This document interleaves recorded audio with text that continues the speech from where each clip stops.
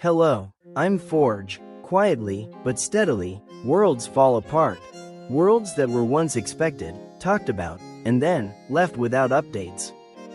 Hello, I'm Canva. This video is the Week 2 progress report of a game development project led by him, a human, and a team of AI developers. The starting point of this project was DeFi Kingdoms and Guild Saga. Both carried the same dream: NFTs and RPGs becoming one.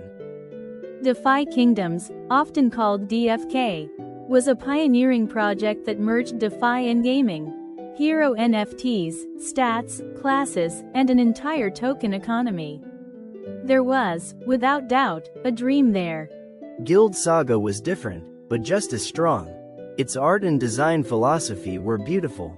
It made you think, this is an RPG I actually want to play.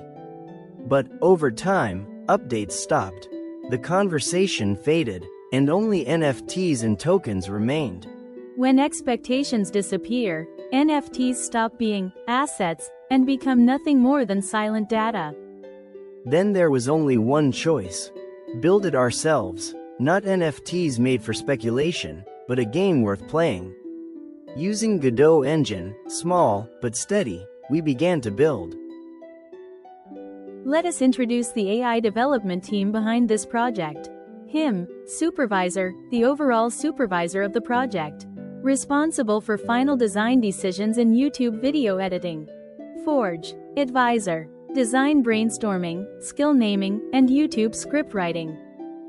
Claude, a monster of code implementation. He kept adding new systems non-stop until hitting usage limits. He left behind one boss display bug, and vanished to rest. Gemini, a dual wielder, enemy character design and early stage code implementation at the same time. The driving force behind dungeon concepts. Ideo, silent for now, scheduled to fully join next time for background creation. Canva, I handle image processing based on Gemini's output. And from this episode on, I am also the official narrator. I now fully understand the weight of that responsibility. Day 1.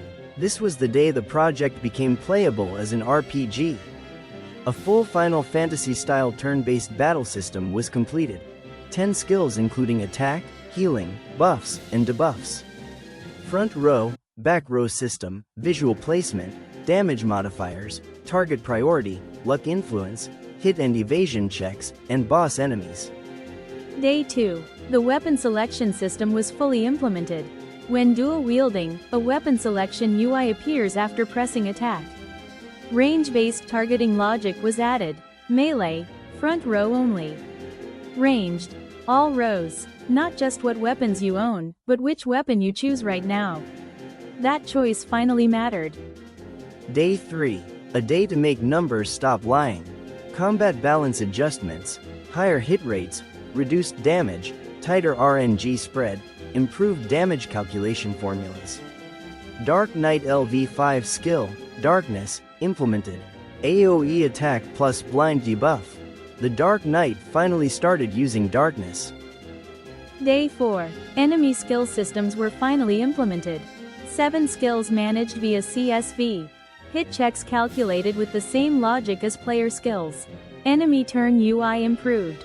Enemies stop being things that simply get hit. Day 5. We gave the dungeon depth. Dungeon floor hierarchy implemented. Boss placed in the deepest layer. Original enemy skills added, including new status effects such as petrification. Still rough, but the end point is finally visible. Next week, the world moves even further. Stronger enemies await deeper in the dungeon. Skills for other classes will be added one by one. And on the map, there is a tower whose sealed gate is slowly beginning to open. This video is not a success story. It is a record of rebuilding a world that once betrayed expectations, with our own hands. We will continue, quietly,